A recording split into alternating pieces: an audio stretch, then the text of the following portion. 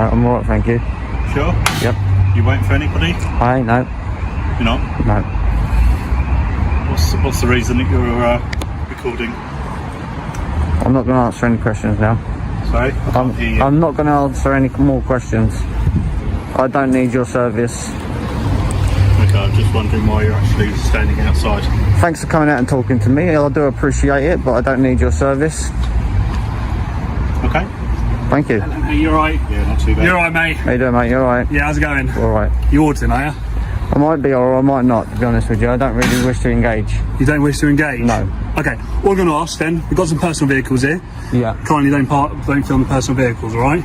I'm going to film anything I can see from a public area. Okay, the reason I say that though is that's more of a courtesy thing. No, I appreciate it, but I've got to get something in the video, so... Well, maybe aim for the marked police cars then, because like I said, personal cars not really cool if they don't want Normal cars, police cars, anywhere that comes out of the police grounds, I'm going to... The first thing the officers reveal isn't a legal concern, but their own agenda. Instead of citing any offense, they immediately ask, "Are you auditing?" That single question exposes their mindset. They weren't checking for security risks or breaches of the law. They were trying to box FB into a label so they could dismiss him more easily. FB's response, that he may or may not be auditing and doesn't wish to engage, was exactly the right move. He didn't owe them an explanation, and the law never required one. When that tactic failed, the officers shifted direction. The focus suddenly became filming vehicles, with a warning not to record personal cars. But there was no law to support that claim. Lacking legal authority, the officer leaned on guilt instead, calling it a courtesy thing. Courtesy isn't statute. This was emotional manipulation, framing lawful filming as rude behavior. The aim was to shame FB into compliance. It wasn't about enforcing the law at all. It was about protecting feelings. And that's where professionalism began to slip away. Slipped away. What's the purpose of what you're recording? For my own purpose. For your own purpose? Yeah. And can I ask for any ID? No, you can't. Okay. You can ask, obviously, but... Stay off the road, because I don't want you to get run over by accident. I don't need... I know you're only looking out for me, but I've been walking up and down for God knows how many years. I could look after myself. You've done this before then, have you? I might have. Yeah? I might have. Right. Have a good day, lads. Thank you. Okay. Good day. Thank you. You're dismissed, lads. Why not? Do not film me. I'm not giving you my permission. I don't need your permission. Please. You touch me, Please put you'll the be in phone trouble, okay? I do not consent to any touch. I politely refuse. Please put the phone Listen, down. I don't know who you are. Could you step back, please, and leave me alone? No. No? Well, if you touch me, I do not consent to touch, and you will be arrested, okay? So, Really? yeah. What are you laughing at? I'm laughing at you. I'm laughing at you. You're a fool, not me. Your balaclava. Yeah, so what? Let me just get up and stand back away from you. Yeah. The off-duty officers quickly showed how out of their depth they really were, demanding that FB stop filming because they hadn't given permission was laughable. Permission is not required in a public space. The right to film from a public area is well established.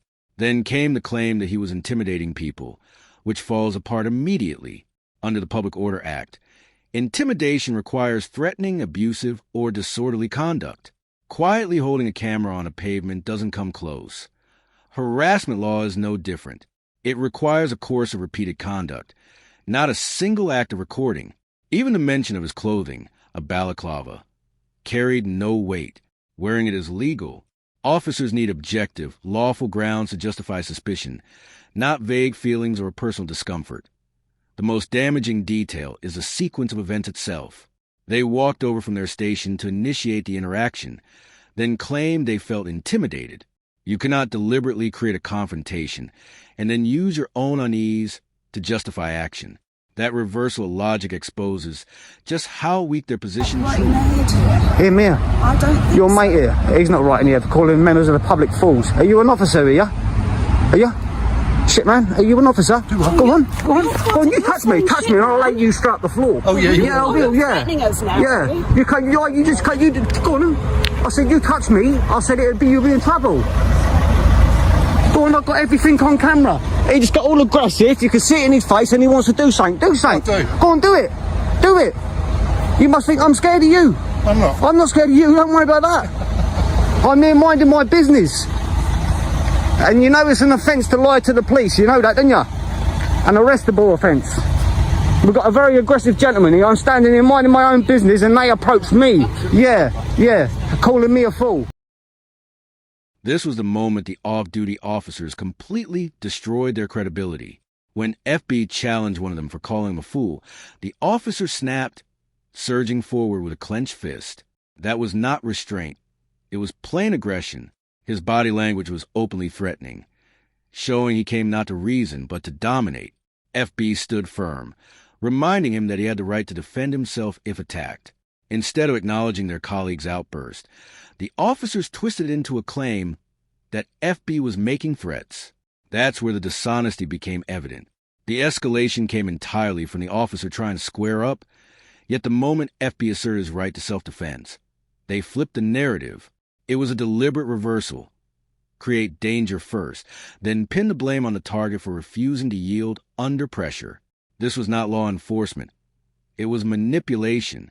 It demonstrates just how far they were willing to go to protect their own interests, prioritizing self-preservation over justice or You want to hit me and accountability. you want to do something because you're very, very angry. I encourage you, you do it. And I'll hold you accountable. This is going to be a Karen and Ken video, this is. Excuse me, lads, could you tell me if this gentleman's an officer, please? Figure out if it's something. All right, cocky boy. Sorry? All right, cocky boy. Figure out if What are you being cocky for? What are you being cocky for? What are you being cocky for? Go and do your thing. Go and do your thing, you're dismissed. See you later. Hey, he got an attitude, hasn't he? What's the matter with him?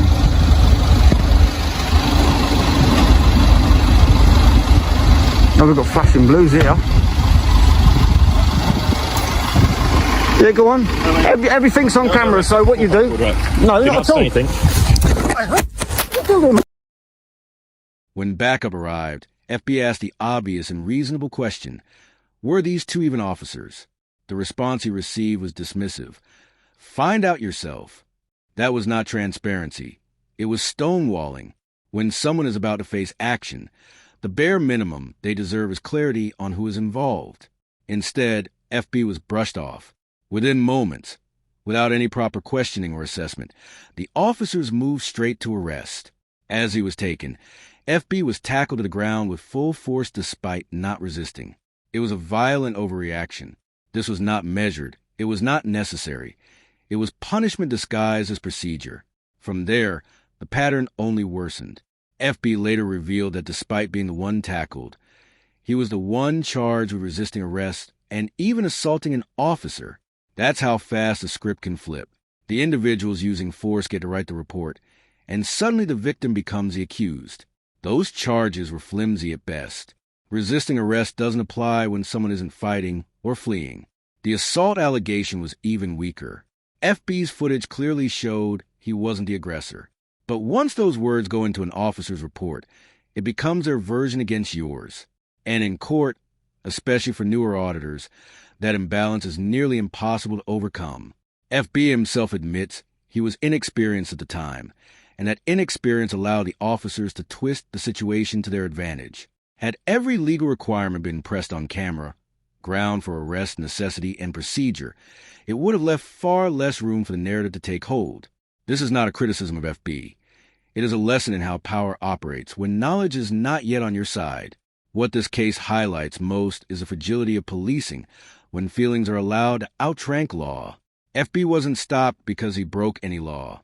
He was stopped because the officers didn't like being filmed. From there, everything escalated to protect their comfort, not the public interest. The off-duty officers sparked a confrontation, hurled insults, and even showed violent aggression. When challenged, they flipped the narrative to pose as victims. The uniformed officers who arrived had the chance to investigate fairly, but instead, they shut down FB's questions and moved directly to force. That was not policing. It was self-preservation. The court stage only made things worse. FB's updates made it clear how the narrative was weaponized against him. He was painted as the aggressor, when the footage showed the exact opposite. This is how the system shields itself, by creating a paper trail that transforms misconduct into a protected act. What the camera captured wasn't a man committing a crime. It was officers breaking trust, twisting the law, and a system bending to cover them. And that's the real story. A peaceful filmer walked away fined, while those who provoked and escalated faced nothing. This isn't just one bad arrest. It's a glimpse into how misconduct survives when accountability is absent. For newer auditors and citizens alike, it serves as a crucial reminder. Knowledge and composure are your shield. Without them, the imbalance of power will always write you in as the villain. This case emphasizes the importance of understanding your rights, staying calm, and documenting interactions. Without these tools, even lawful actions can be misrepresented, and the real threat comes from manipulation, not legal authority. Observing the events in detail shows how easily the system can protect itself at the expense of justice, and how critical transparency and accountability are in policing. For anyone engaging in public filming or auditing, these lessons highlight that preparation, awareness, and composure are not optional. They are essential. That wraps up today's breakdown. If you found this analysis valuable, make sure to like, comment, and subscribe, and definitely check out Filming Britain. His channel link is in the description. Support his work, because these stories need to be told. Thanks for watching. This was Rate the Audit, and I'll see you in the next.